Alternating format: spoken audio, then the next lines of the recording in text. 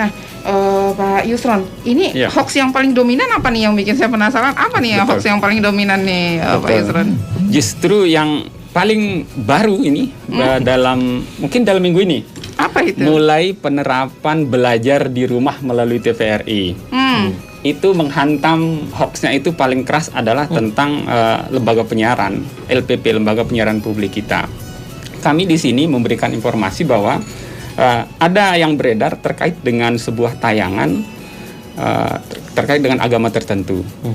Itu ditayangkan ketika proses belajar gitu. Jadi jedanya itu ditampilkanlah itu. Dan TVRI sudah menelusuri dan di KPI pusat sudah menelusuri juga terkait informasi itu ternyata tidak ada. Jadi video itu tidak ada karena yang saya lihat beredar juga tidak ada logo TVRI-nya. Nah, ini yang perlu kita hati-hati bersama gitu. Kemudian ada satu lagi terkait dengan jam tayang.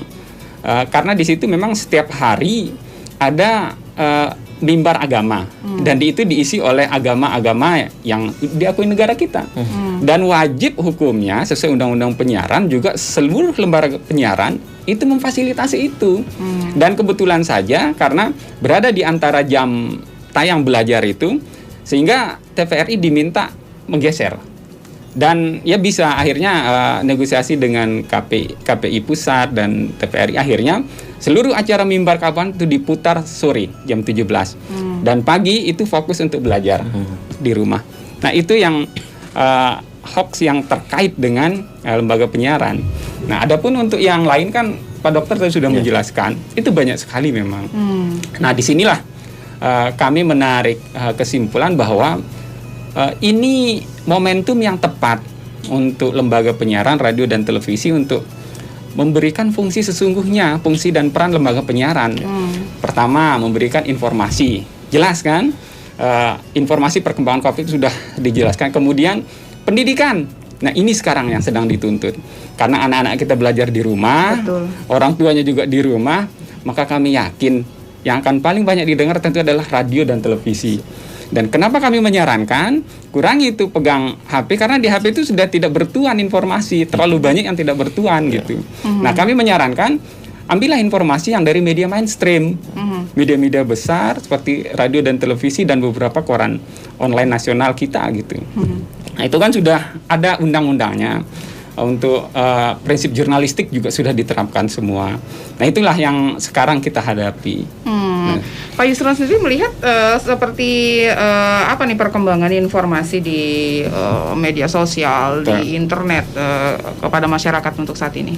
Betul, khususnya di NTB dalam minggu-minggu ini saya mulai melihat ada tren bagus nih. Tren positif. bagus? Betul. Gimana kita lebih banyak men-share, menginformasikan ke masyarakat hal-hal yang baik saja. Mari kita mulai berbicara hal-hal baik. Karena itu mempengaruhi imun. Mungkin nanti Pak Dokter akan lebih banyak berbicara tentang itu. Nah, nanti dari informasi yang horor lah ya, mungkin kita membacanya sebenarnya nggak sanggup, tapi karena penasaran tuh. Nah, ini salah satu ciri hoax dan berita yang tidak baik itu adalah judulnya yang provokatif. Nah, itu kalau provokatif kita terpancing, kita akan baca sampai. Dan nah itulah yang banyak kita temukan sekarang.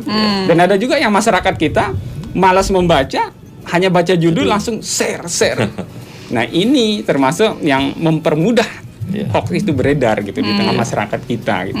Nah, yang sekarang memang ini pandangan saya beberapa minggu ini coba melihat postingan yang ada di sosial media di khususnya kita mulai mengarah sekarang ke pasien kesekian sembuh, sudah sekian masyarakat kita sembuh. Nah, jadi boleh ada yang positif bertambah, tapi mungkin informasinya terakhir saja gitu. Nah, ini mungkin kita dahulukan saja yang informasi-informasi yang itu kabar bahagia bagi kita gitu. Betul, itu akan menambah imun. Oh, jadi ternyata orang bisa sembuh.